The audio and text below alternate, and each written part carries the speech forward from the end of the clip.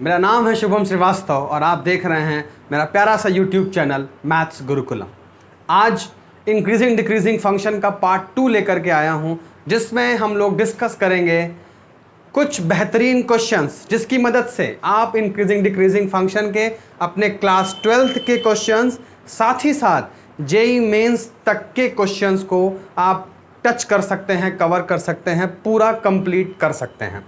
तो दोस्तों, जिन्होंने मेरा पार्ट 1 ना देखा हो, इस आई बटन पे क्लिक करके आप पार्ट 1 को पहले ज़रूर देख लीजिए, नहीं तो पार्ट 2 में आपको प्रॉब्लम्स होंगी। तो मैं रिकमेंड करूंगा कि पार्ट 1 देख करके आइए, तब इस पार्ट 2 को देखिए, क्योंकि पार्ट 1 में ज़रूरी चीज़ें वहाँ पर बताई गई हैं कि इंक्रीजिंग फंक्शन क्या होता है, डिक्रीजिंग फंक्शन क्या होता है, हम इंक्रीजिंग डिक्रीजिंग फंक्शन की बेसिक डेफिनेशंस क्या होती हैं, इंक्रीजिंग डिक्रीजिंग फंक्शन की dy बाई dx पर बेस्ड डेफिनेशन क्या होती है, उसको देख करके आइए, तब इस पार्ट को आप लोग देखिए।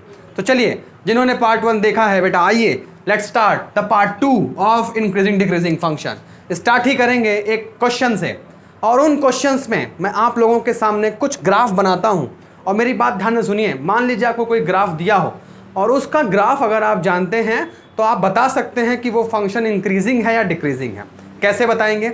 आप उस ग्राफ में उस ग्राफ को अपने पेन से चलाएंगे। कैसे? उस ग्राफ के ऊपर अपनी पेन चलाएंगे, लेफ्ट से राइट जाएंगे, और लेफ्ट से राइट जाने पर अगर आपका पेन ऊपर जा रहा है, अगर आपका पेन ऊपर जा रहा है तो आप बोल दीजिए कि फंक्शन इंक्रीजिंग है, राइट। और अगर लेफ्ट से राइट आने पर आपका फंक्शन नीचे आ रहा है, लेफ्ट से राइट, जरूर याद रखिए, लेफ्ट से राइट जाने पर अगर आपका हाथ ऊपर जा रहा है तो आप कहिए कि फंक्शन इंक्रीजिंग है, लेफ्ट से राइट आने पर हाथ नीचे आ रहा है तो आप कहिए कि फंक्शन डिक्रीजिंग है। कुछ क्वेश्चंस इस पर ही बेस्ड पहले मैं रखता हूं। Question number 1, right. तो इंक्रीजिंग डिक्रीजिंग पर कुछ क्वेश्चन जो डायरेक्ट ग्राफ से आते हैं। For example, if I ask y is equal to e की पावर x, ठीक है। e की पावर x का ग्राफ आप सबको पता है, ठीक है। e की पावर x का ग्राफ मैंने पिछली वीडियो में बताया है, एक सिंपल सा ऐसा कर्व होता है। This is the graph of e की पावर x, ठीक।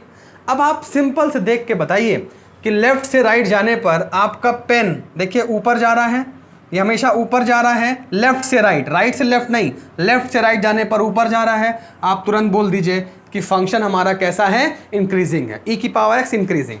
इसी में दूसरा आपके सामने पेश कर रहा हूं, आप लोग जवाब दीजिए। y इज इक्वल टू, मैंने कहा log x या ln x, मैंने कहा ln x। आपने तुरंत ln x का ग्राफ आपको पता होना चाहिए।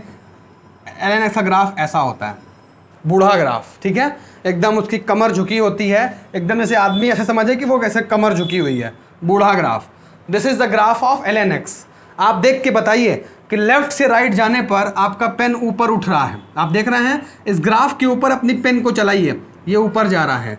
क्योंकि ये ऊपर जा रहा है तो आप खुले शब्दों में बोलिए कि यह फंक्शन कैसा है, इंक्रीजिंग है। आइए एक और एग्जाम्पल आपके सामने रख रहा हूँ, इसी बहाने आपके ग्राफ भी मजबूत हो रहे हैं।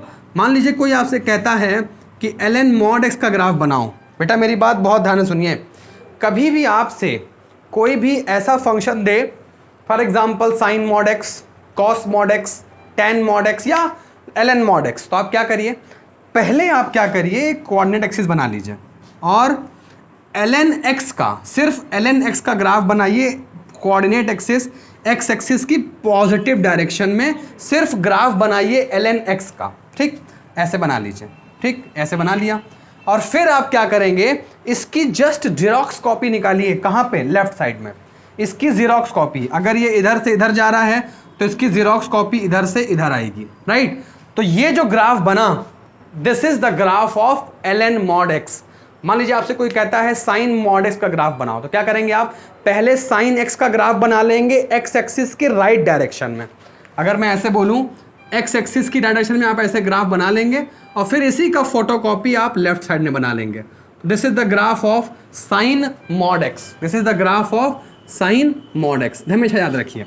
आइए, हमें इस पर मतलब है, आपको बताना है कि ln mod x इंक्रीजिंग है या डिक्रीजिंग है। आइए बताइए, ln mod x लेफ्ट से राइट चलने पर अगर आपका पेन नीचे आए तो बता दीजिए डिक्रीजिंग है। आइए इधर, लेफ्ट से राइट देखिए ध्यान से, लेफ्ट से राइट डिक्रीजिंग, लेफ्ट से राइट डिक्रीजिंग, लेफ्ट से राइट डिक्रीजिंग, और राइट से लेफ्ट, इधर से देखिए, इधर आपके इधर लेफ्ट से राइट आ रहे हैं तो आप डिक्रीजिंग मिल रहा है, इधर लेफ्ट से राइट जा रहे हैं तो आपको फंक्शन कैसा मिल रहा है, इंक्रीजिंग। मेरा फर्स्ट पार्ट देखिए, मैंने कहा था अगर किसी फंक्शन में कुछ पार्ट में फंक्शन डिक्रीजिंग है और कुछ पार्ट में फंक्शन इंक्रीजिंग है तो आप उसको बोलिए कि ये फंक्शन ना हो तो इंक्रीजिंग है ना ही डिक्रीजिंग है। तो आप यहाँ लिख सकते हैं क्योंकि ये कुछ पार्ट में डिक्रीजिंग है कुछ पार्ट में इंक्रीजिंग है, इस वजह से ना ही इंक्रीजिंग है ना इधर डिक्रीजिंग है, नाइदर इंक्रीजिंग नॉट डिक्रीजिंग। इसका नाम मैंने दिया था non monotonic function.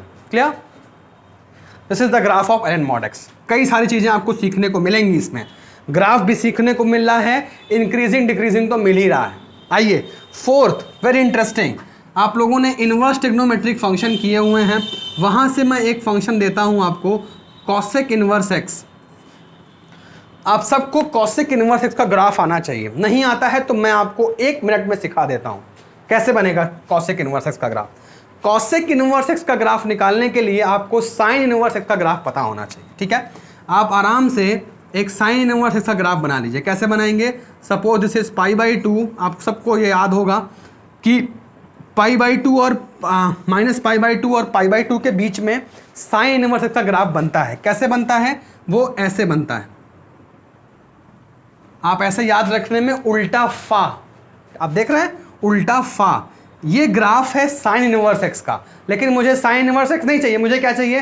Cosec inverse x. तो बहुत आसानी से आप समझिए कि ये एक ऐसी बॉल है जो यहाँ आके टप्पा खाई, टप्पा खा के इधर निकल गई, ठीक, टप्पा खा के इधर निकल गई। ये एक बॉल यहाँ आई, यहाँ टप्पा खाई, टप्पा खा के इधर निकल गई। अब आप साइन इनवर्स एक्स के ग्राफ को हटा दीजिए। क्लियर? तो ये ग्राफ किसका है? कॉसेक इनवर्स एक्स का है। क्लियर है? पहले आपने साइन इनवर्स का ग्राफ बनाया, फिर आपने सोची कि वो बॉल है, वो बॉल वहां गई, टप्पा खाई, इधर निकल गई, इधर टप्पा खाई, इधर निकल गई। तो ये ग्राफ किसका है? कॉसेक इनवर्स एक्स का है। बताइए कि ये फंक्शन इंक्रीजिंग है या डिक्रीजिंग है? पॉज करके अपना आंसर अपने दिमाग में रखिए और मैं आपको बताता हूं कि ये फंक्शन इंक्रीजिंग है कि डिक्रीजिंग है। समझिए ध्यान से, लेफ्ट से राइट जाने पर आप देखिए कि नीचे जा रहे हैं, आप ये देखिए नीचे जा रहे हैं, तो लेफ्ट से राइट जाने पर यहाँ पर डिक्रीजिंग, कुछ पार्ट में डिक्रीजिंग, और इधर भी लेफ्ट से राइट जाने पर आप नीचे आ रहे हैं, और क्योंकि आप नीचे आ रहे हैं तो इधर भी फंक्शन कैसा है? डिक्रीजिंग। तो ऐसा यहाँ नहीं हो रहा है कि कुछ पार्ट में डिक्रीजिंग और कुछ पार्ट में इंक्रीजिंग, नहीं, दोनों पार्ट में फंक्शन कैसा है? डिक्रीजिंग है। खुले शब्दों में आप कहेंगे कि कॉसेक इनवर्स एक्स कैसा फंक्शन है? डिक्रीजिंग फंक्शन है। क्लियर? तो देखिए ये मैंने कुछ एग्जाम्पल रखे कि with the help of graph, अभी मैंने कोई डेफिनेशन इस्तेमाल नहीं करी, कोई भी डेफिनेशन इस्तेमाल नहीं करी। बाकी मैंने पार्ट 1 में 2 डेफिनेशन आपको बताई है, लेकिन यहाँ कोई डेफिनेशन नहीं इस्तेमाल कर रहा हूँ। ठीक है, तो with the help of graph you can tell whether the given function is increasing और डिक्रीजिंग। अब मैं आपके सामने एक दूसरा क्वेश्चन, ये मेरा फर्स्ट क्वेश्चन था जो मैंने आपको बताया, अब मैं आपके सामने एक दूसरा क्वेश्चन पेश कर रहा हूँ। बहुत ध्यान से क्वेश्चन नंबर 2 पर देखिए आप। मैंने क्वेश्चन नंबर 2 में आपसे पूछ रहा हूं, क्वेश्चन नंबर 2 देखिए जरा, क्वेश्चन नंबर 2 है find maximum length of interval, आप लिखिए find maximum length of interval in which, आप नोट करिए, sine x is increasing. Maximum length of interval बताइए जिसमें साइन एक्स आपका क्या हो? इंक्रीजिंग फंक्शन हो। ठीक है, तो सबको पता है कि साइन एक्स का ग्राफ जो होता है, आप सबको पता है, एकदम आराम से मैं बनाऊं तो साइन एक्स का ग्राफ ऐसा होता है। क्लियर? आपको बताना है मैक्सिमम लेंथ कितनी है उस इंटरवल की जहां साइन एक्स इंक्रीजिंग होगा।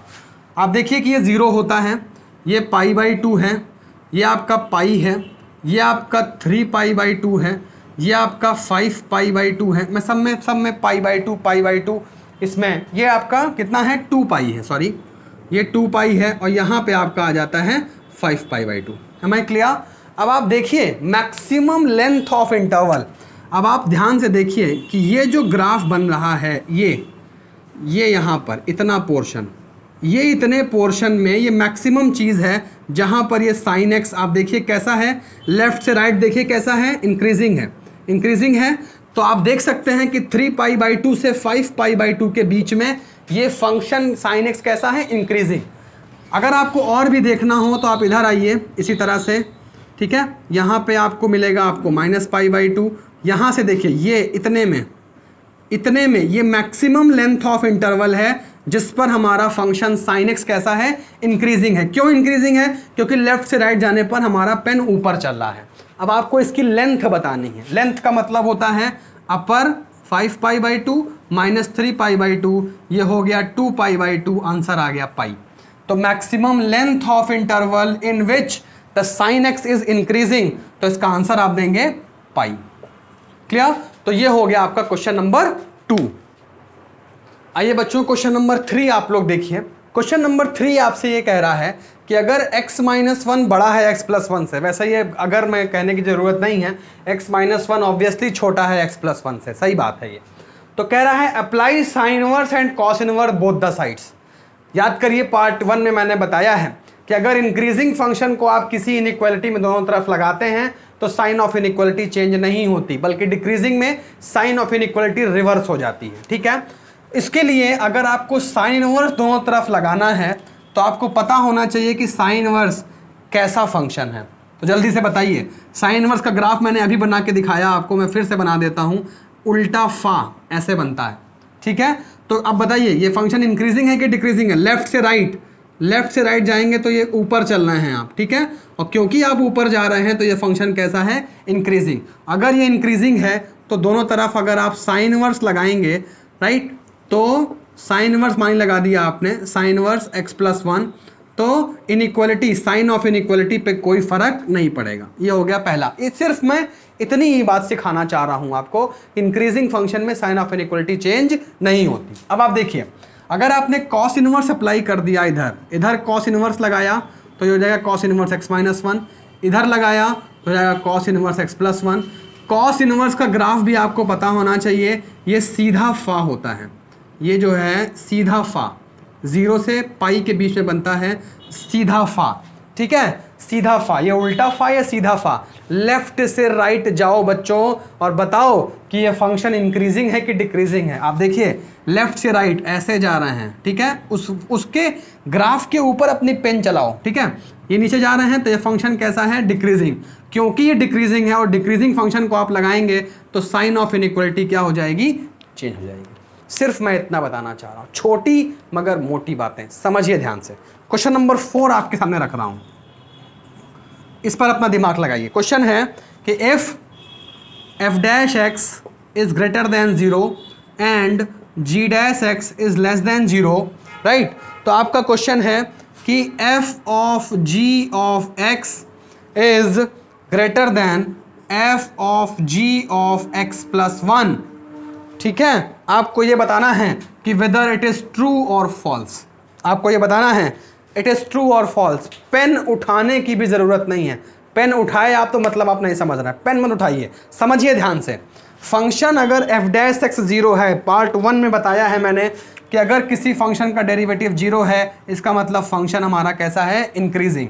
और अगर g' निगेटिव है तो हमारा g कैसा फंक्शन है, डिक्रीजिंग। और मैंने वहाँ भी बताया है कि अगर इंक्रीजिंग फंक्शन को लगाओ चाहे हटाओ साइन ऑफ इनइक्वालिटी चेंज नहीं होती। तो अगर मैं यहाँ से इस f को हटा दूँ तो बच्चों बताइए क्या ये साइन ऑफ इनइक्वालिटी चेंज होगा? आंसर इज नहीं होगा। क्यों? क्योंकि फंक्शन इंक्रीजिंग है। लेकिन अगर डिक्रीजिंग फंक्शन को आप हटाते हैं तो साइन ऑफ इनइक्वालिटी चेंज हो जाती है, रिवर्स हो जाती है। लेकिन अगर आपने g को हटाया तो मान लीजिए g लिखा हुआ है, जैसे ही g को हटाएंगे यहाँ बचेगा x, यहाँ से g को हटाएंगे यहाँ बचेगा x+1, sign of inequality change हो जाएगी। और आपको पता है कि x is less than x+1, ये एकदम सही बात है। तो आपका आंसर होगा कि ये स्टेटमेंट क्या है, ट्रू है। एकदम छोटे छोटे क्वेश्चन लेकिन कंसेप्ट से भरे हुए हैं और आपको उन कंसेप्ट को रिलेट करने में मदद कर रहे हैं। ठीक है। आइए एक थर्ड क्वेश्चन में आपके फोर क्वेश्चन हो गए मैंने, 5th क्वेश्चन में आपको कराने जा रहा हूं। बहुत ध्यान से देखिए, question number 5, right. Question number 5, just write down. Question number 5 है मेरा कि अब हेडिंग डाल देंगे आप, क्वेश्चन नंबर 5 के ऊपर हेडिंग डाल देंगे फाइंडिंग इंटरवल्स, राइट। क्या हेडिंग है, finding intervals based questions, right. Intervals based question, जिसमें आपसे इंटरवल पूछता है कि किस इंटरवल में ये फंक्शन इंक्रीजिंग है और किस इंटरवल में ये फंक्शन डिक्रीजिंग है, ये आपसे पूछता है। क्लास 12th वाले बच्चों के लिए ये चीज़ बहुत इंपॉर्टेंट है, ध्यान से सुनिए। तो इस पे मैंने एक क्वेश्चन लिया, मान लीजिए मैंने कहा फंक्शन है हमारा f x is equal to x plus 1/x, और मैंने कहा कि ये फंक्शन हमारा इंक्रीजिंग है, तो आप बताइए कि किस इंटरवल में इंक्रीजिंग है। आप मुझे बताइए कि ये किस इंटरवल में हमारा ये फंक्शन जो है वो इंक्रीजिंग है। इंक्रीजिंग डिक्रीजिंग फंक्शन के इंटरवल निकालने के लिए उस फंक्शन को डिफरेंशिएट करिए। आइए इसको डिफरेंशिएट करिए। एफ डैश एक्स का डिफरेंशिएशन 1/x का -1/x², क्योंकि ये इंक्रीजिंग है तो बिना सोचे समझे ग्रेटर देन 0 लगा दीजिए, राइट।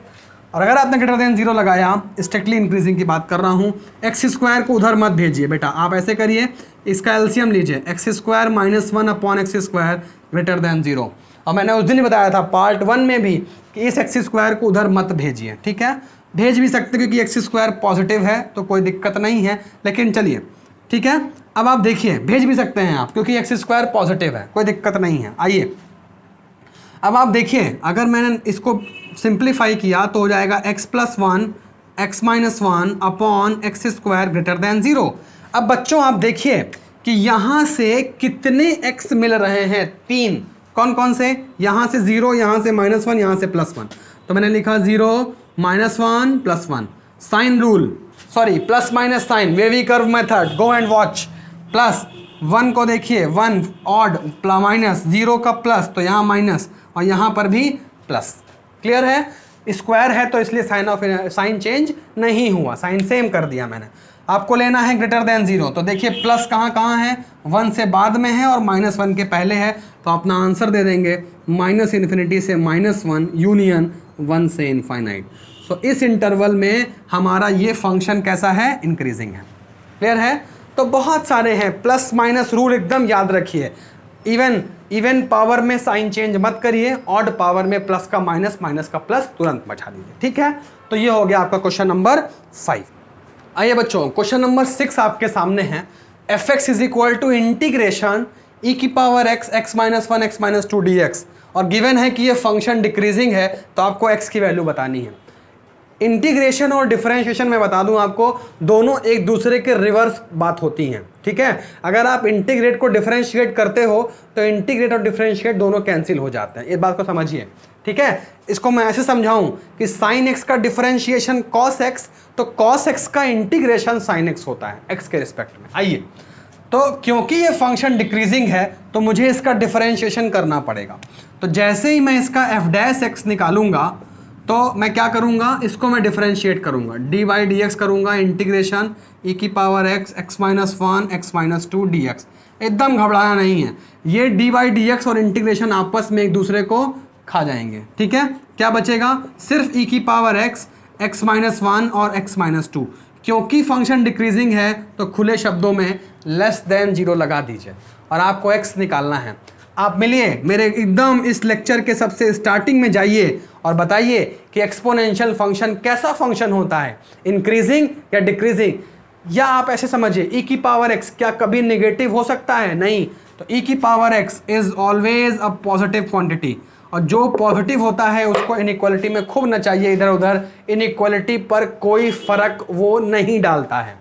तो e⁻x से डिवाइड कर दीजिए, सिर्फ बचेगा x - 1 x - 2 less than 0। Number line पर आप रखेंगे 1 और 2 को, प्लस माइनस प्लस, राइट है। तो आप देखेंगे 1 से 2 में ये फंक्शन माइनस है, मतलब डिक्रीजिंग है, तो आप बताएंगे अपना answer x belongs to 1, 2। Clear? बेहद आसान क्वेश्चन तरीके से लगाए जाएंगे तब, ठीक है। आइए अगला क्वेश्चन मैं आपके सामने ले चलूं। क्वेश्चन नंबर आप लिखिए 7। क्वेश्चन नंबर 7 क्वेश्चन है, बहुत ही चीज़ें आप, बेहतरीन चीज़ें, एक कंसेप्ट आप इसमें सीखेंगे जो कि मैंने पार्ट 1 में भी डिस्कस किया है आपके साथ। क्वेश्चन है f x is equal to, अगर मैं लिखूं kx³ - 9x² प्लस 9x, और लास्ट में लिखा है +3, ठीक है। और गिवन है कि ये फंक्शन हमारा कैसा है? इंक्रीजिंग है। के x cube minus 9x² plus 9x plus 3 function कैसा है, इंक्रीजिंग है। तो आपको के की वैल्यू बतानी है, ठीक है। क्लास 12th मेन बहुत इंपॉर्टेंट है आपके लिए ये सब। फंक्शन हमारा कैसा है, इंक्रीजिंग। कोई फंक्शन इंक्रीजिंग होता है जब उसका डेरिवेटिव ग्रेटर देन 0। आइए इसका डेरिवेटिव निकालिए, एफ डैश एक्स। बताइए, ये के एक्स क्यूब है बेटा, तो ये जाएगा 3kx² माइनस 18x प्लस 9। आइए ग्रेटर देन 0 क्या है ये, this is a quadratic equation. जाइए पार्ट 1 में फिर से देख के आइए, यहां भी बता रहा हूं कि कोई भी क्वाड्रेटिक इक्वेशन पॉजिटिव कब होती है, बताया है मैंने। क्वाड्रेटिक इक्वेशन पॉजिटिव का मतलब कि उसका डी नेगेटिव और ए पॉजिटिव होता है। देख के आइए, बताया था लीडिंग कोफिशिएंट, ए मतलब लीडिंग कोफिशिएंट, x² का कोफिशिएंट कितना है 3k, मतलब 3k की वैल्यू पॉजिटिव है। और डी निकालिए बेटा, इसका डी निकालेंगे तो -18 का whole square, b² minus 4, 3k, c की वैल्यू 9 लेस देन 0। 18 का स्क्वायर आप करेंगे तो आपको मिलेगा 324 इज माइनस, ठीक है, 12 इंटू 9 करेंगे आप तो मिलेगा 108k लेस देन 0। आपको मिला 108k ग्रेटर देन 324। आप देखेंगे तो कट गया, k इज ग्रेटर देन 3, और यहां से आपको मिल रहा है k इज ग्रेटर देन 0। ये भाई साहब कह रहे हैं k की वैल्यू 0 से ज़्यादा होगी, ये भाई साहब कह रहे हैं k की वैल्यू 3 से ज़्यादा होगी। हमेशा आंसर इंटरसेक्शन वाला होता है। तो ये कह रहे हैं 0 से ज़्यादा, ये कह रहे हैं 3 से ज़्यादा। जब आप इनको मर्ज करेंगे तो दोनों को खुश करना है आपको, तो आप कहेंगे k की वैल्यू किससे ज़्यादा होनी चाहिए, 3 से। 3 से ज़्यादा है, ये भी सेटिस्फाई है, ये भी सेटिस्फाई, दोनों सेटिस्फाई होने चाहिए, तब वो आंसर k का होगा। तो आपका आंसर होगा k बिलोंग्स टू 3, सिर्फ मैं कंसेप्ट लगा रहा हूं। और आप देखिए कि क्वाड्रेटिक इक्वेशन का एक कंसेप्ट लगाया मैंने कि कोई भी क्वाड्रेटिक इक्वेशन आपको कभी भी मिले ग्रेटर देन 0 लेस देन 0, सुनिए ध्यान से, ग्रेटर देन 0 मिलती है तो डी नेगेटिव ए पॉजिटिव, लेस देन 0 मिलती है डी नेगेटिव ए भी नेगेटिव। मतलब सब कोई खेल कौन खेलता है, ए। क्वाड्रेटिक इक्वेशन पॉजिटिव, ए पॉजिटिव, क्वाड्रेटिक इक्वेशन नेगेटिव, ए नेगेटिव। तो एकदम आराम से क्वाड्रेटिक इक्वेशन का फॉर्मूला आपसे बनता है। आइए बच्चों ये क्वेश्चन देखिए, क्वेश्चन नंबर 8। ये क्वेश्चन ट्रिग्नोमेट्री पर बेस्ड है, और ट्रिग्नोमेट्री के क्वेश्चन में इंक्रीजिंग डिक्रीजिंग का एक अलग ही बेहतरीन कंसेप्ट होता है। ट्रिग्नोमेट्री का एक क्वेश्चन आपके सामने रख रहा हूं, क्या है, बहुत आसान, बहुत सिंपल, लेकिन आपको बहुत कुछ सिखा के जाएगा। क्वेश्चन है कि fx is equal to cos π/x, given है कि यह फंक्शन इंक्रीजिंग है। तो आपको बताना है इंटरवल क्या होगा, किन किन इंटरवल्स में यह फंक्शन इंक्रीजिंग होगा। बेहतरीन, अच्छे से सीखेंगे आप। आइए, इंक्रीजिंग है मतलब इसका डेरिवेटिव निकालिए, F dash x, cos x का डिफरेंशिएशन माइनस साइन एक्स, और फिर π/x का फिर से करेंगे तो -π/x²। उम्मीद है ये सबको समझ में आ रहा है। ये माइनस हट जाएगा। आपके सामने है π/x² साइन π/x, और क्योंकि ये इंक्रीजिंग है ग्रेटर देन 0। बहुत ध्यान से छोटी छोटी बातें जरूर नोट करिए, नोट डाल करके अपने नोट्स बनाइए।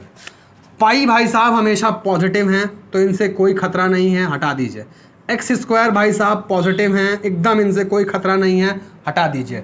खेल में सिर्फ बच रहा है कौन, खेल में बच रहा है साइन π/x ग्रेटर देन 0। सिर्फ हमारे सामने ये भाई साहब बच रहा है। अब आपको ये देखना है कि साइन π/x अगर ग्रेटर देन 0 है तो x की वैल्यू कहां से कहां होगी। बेहतरीन। आइए उसके लिए मैं आपके सामने एक जरा साइन का ग्राफ बनाता हूं, देखता हूं कि ये पॉजिटिव कब होते हैं भाई साहब। अगर आप लोग देखिए तो ये आपका 0 है, ये आपका पाई है। अगर आप लोग देखो तो ये आपका है 2 पाई, ये आपका है 3 पाई, और अगर आप आगे चले जाओ तो ये आपका होता है 4 पाई, ये होता है आपका 5 पाई, राइट। तो आप बहुत ध्यान से देखो साइन पॉजिटिव कब है, साइन 0 से पाई में पॉजिटिव है, साइन 2 पाई से 3 पाई के बीच में पॉजिटिव है, 4 पाई से 5 पाई के बीच में पॉजिटिव है, और आगे बढ़ाऊंगा तो आप देखोगे 6 पाई से 7 पाई के बीच में पॉजिटिव होगा। इसका मतलब क्या है बेटा, देखो 0 से पाई, 2 पाई से 3 पाई, 4 पाई से 5 पाई, 6 पाई से 7 पाई। इसका मतलब साइन पॉजिटिव कब है, इवन पाई से ऑड पाई के बीच में। इवन पाई से ऑड पाई के बीच में। मैं लिख रहा हूं, ध्यान से देखना, मैंने क्या बोला कि sine pi by x positive है, तो पाई बाई एक्स जो एक्स है वो मैं लिख रहा हूं वो किससे, इवन पाई से ऑड पाई के बीच में होगा। आइए, इवन पाई का मतलब होता है, अगर मैं इसको और सजा के लिखूं तो 2n पाई होता है, less than pi by x, less than odd मतलब होता है 2n प्लस 1 पाई। क्लियर बेटा? मैं पाई कैंसिल कर देता हूं क्योंकि ये पॉजिटिव है। ठीक, मुझे x चाहिए तो सबका मैंने रेसिप्रोकल कर दिया, तो यहां लिख दिया 1/2n प्लस 1, तो 1/x का रेसिप्रोकल x और 1/2n। क्या साइन ऑफ इनइक्वालिटी वही रहेगी? नहीं, साइन ऑफ इनइक्वालिटी चेंज होगी। ग्रेटर का क्या हो जाएगा, यहां ग्रेटर और यहां पे भी ग्रेटर। इसका मतलब कि x जो है वो किस रेंज में जाएगा, 1/2n प्लस 1 से बड़ा होगा और 1/2n से छोटा होगा। है क्वेश्चन बहुत सिंपल, लेकिन अगर इस तरह के 4 आपके सामने एमसीक्यू आ गए, 4 ऑप्शंस आ गए, तो आप डगमगा जाओगे और आप आंसर टिक करने में जरूर सोचोगे। तो इस तरह से ट्रिग्नोमेट्री का एक डेमो क्वेश्चन मैंने आपके सामने रखा। दोस्तों, इस पार्ट में मैंने कुल आपके सामने 8 क्वेश्चन रखे और मैं गारंटी लेता हूं कि इन 8 क्वेश्चन में, हर एक क्वेश्चन में आपको कोई ना कोई कंसेप्ट आप जरूर सीखें। उम्मीद है आपको ये पार्ट अच्छा लगा होगा। एक पार्ट और क्वेश्चंस का मैं आपके सामने लाऊंगा, जिसमें एक अलग ही लेवल के क्वेश्चंस आपके सामने मैं रखूंगा। उसमें ट्रिग्नोमेट्री के क्वेश्चंस और जेईई मेंस तक के क्वेश्चन आपके सामने उसको प्रस्तुत करूंगा। दोस्तों, अगर मेरी ये मेहनत आपको अच्छी लग रही है तो इस वीडियो को जरूर लाइक करिए, अपने दोस्तों के साथ शेयर जरूर करिए, क्योंकि आप लाइक करते हैं, शेयर करते हैं, चैनल को सब्सक्राइब करते हैं, तो इससे एक एनर्जी मिलती है जिससे और भी इस तरह के वीडियोस और भी ज़्यादा एनर्जी के साथ आपके साथ ला सकूं और आपके मेन एग्ज़ाम के पहले, मार्च के पहले पहले आपको सारे वीडियोस 12th क्लास के मिल सकें और आपकी अच्छे से तैयारी हो सके।